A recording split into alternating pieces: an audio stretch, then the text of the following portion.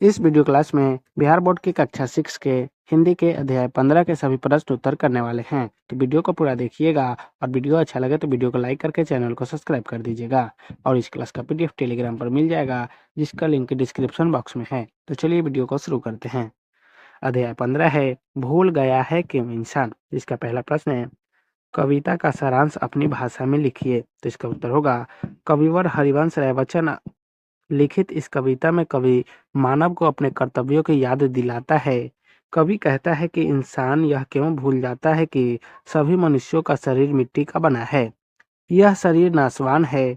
कोई जीव यहाँ अमर होकर नहीं आया। ईश्वर सभी मनुष्य को इस धरती पर जन्म देता है और सबको ऊपर आकाश की निर्मल छाया समान रूप से पड़ती है।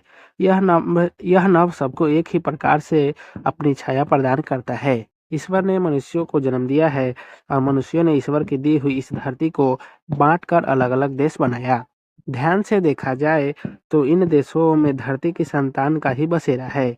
कवि आगे कहता है कि माना कि देश अलग अलग है, उन देशों में रहने वाले की वेशभूषा, बोली, खान पान सब अलग है, क्योंकि सभी मानव के शरीर में तो एक ही प्राण का वास है। ऐसे ही ईश्वर की ज्योति सभी मानव के हृदय को आलोकित करती है, प्रकाशित करती है। यह सच्चाई इंसान क्यों भूल जाता है। 2 नंबर प्रश्न है, इस कविता से आपको क्या प्रेरणा मिलती है। तो इसका उत्तर होगा, इस कविता से प्रेरणा मिलती है कि संपूर्ण पृथ्वी के मानव एक ही धरती के संतान हैं। भले हमारा निवास अलग अलग देशों में क्यों न हो, हम सबों का शरीर और प्राण भी एक ही जैसे हैं। मानव को परस्पर एक दूसरे को समान समझे। 3 नंबर प्रश्न है, निम्नलिखित पंक्तियों का भाव सौंदर्य स्पष्ट कीजिए। क नंबर पंक्ति है, देश अलग है देश अलग हो, वेश अलग है वेश अलग हो, मानव का मानव से लेकिन अलग न अंतर प्राण। तो इसका उत्तर होगा, कवि मनुष्य और मनुष्य के बीच भेद को अस्वीकार करते हुए कहता है कि धरती एक है।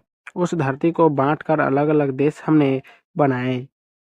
अब देश अलग है, वहाँ की वेशभूषा भी अलग अलग हो सकती है, क्योंकि इसका निर्माण भी मनुष्य ने अपनी सुविधा के अनुसार स्थानीय प्रकृति और जलवायु के अनुसार किया है। और मनुष्य के अंदर में एक ही प्राणवायु का संचरण होता है। एक ही ज्योति से सभी मनुष्य के शरीर को आलोकित करती है। हम सभी एक ही ईश्वर की संतान हैं, फिर मनुष्य और मनुष्य के बीच भेद कैसा। क नंबर पंक्ति है, सबकी है मिट्टी की काया, सब पर है नभ की निर्मल छाया, यहाँ नहीं है कोई आया, ले विशेष वरदान। तो इसका उत्तर होगा, कवि कहता है कि मनुष्य का यह शरीर एक ही प्रकार की मिट्टी से बना है। मृत्यु के बाद यह शरीर उसी मिट्टी में मिल जाता है। धरती की मिट्टी और आकाश की निर्मल छाया सभी मनुष्य को समान रूप से प्राप्त है। इसे देने में निर्माता यानी ईश्वर कोई भेद नहीं करता। यानी धरती पर आने वाला कोई भी मानव कोई विशेष वरदान लेकर नहीं आता। अतः इंसान और इंसान में भेद की कोई गुंजाइश नहीं दिखाई पड़ती। यह भेद विभेद मानव अपने स्वार्थों की पूर्ति हेतु बनाता है और अपने दायित्वों को भुला देता है। पाठ से आगे का पहला प्रश्न है, मनुष्य किस प्रकार दूसरों को अलग से भिन्न समझते हैं। तो इसका उत्तर होगा, जाति धर्म भाषा और ऐश्वर्य मनुष्य को मनुष्य से अलग करता है। अपने को दूसरे से श्रेष्ठ समझने के कारण मन में एक अहंकार उत्पन्न करता है, जो मनुष्य को अपने मनुष्य से भिन्न बनाने में समझने में सहायक होता है। इन सब पर अगर नियंत्रण हो जाए तो मनुष्य सच में मानव होकर जीवन यापन कर सकता है। 2 नंबर प्रश्न है, अलग अलग देश अलग अलग वेश के बावजूद हर मनुष्य एक जैसा है कैसे। तो इसका उत्तर होगा, देश और वेश मनुष्य के बनाए हुए हैं। यह सब मानव निर्मित है। मनुष्य तो एक ही ईश्वर की संतान है। सभी मनुष्य को एक ही प्रकार से प्रकाश, पानी, हवा और अन्य ईश्वर निर्मित सुविधाएं उपलब्ध है। सभी को हृदय में एक ही ज्योति एक ही प्राण संचरित होता है। अतः सभी मनुष्य धरती की एक संतान होने के कारण एक है।